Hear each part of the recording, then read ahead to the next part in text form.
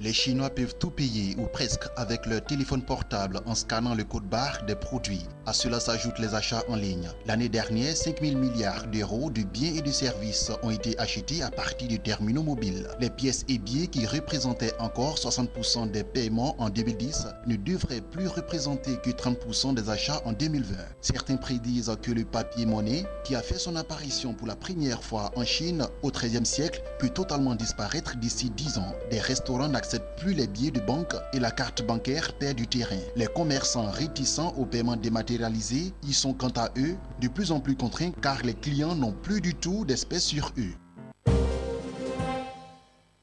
Pour la première fois depuis 2014 et après des années de crise, la Grèce émet des obligations. L'accueil réservé par les marchés à cette offre de financer la dette publique grecque apportera une indication précieuse sur le degré de confiance retrouvé du pays.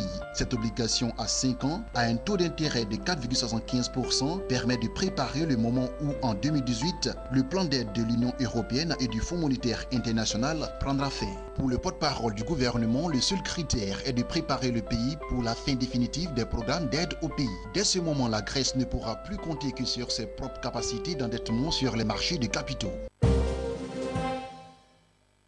La Corée du Sud a annoncé que son économie devrait croître en 2017. Un record de croissance depuis 3 ans grâce à des exportations soutenues et un plan de relance de 10 milliards de dollars pour la création d'emplois et le renforcement de la protection sociale. La Corée du Sud a bénéficié d'une décennie prospère, mais cette progression a récemment ralenti et les frustrations économiques et sociales ont participé à l'élection en mai dernier du président Moon Jae-in de sensibilité de gauche. Les prévisions de croissance de la 4e économie asiatique annoncées par le ministre des Finances mise sur une hausse de 3% du PIB, soit 0,4 points de pourcentage de plus que les projections de décembre dernier. Les perspectives attendues pour 2017 préfigurent de la plus forte croissance du pays depuis les 3,3% obtenus en 2014.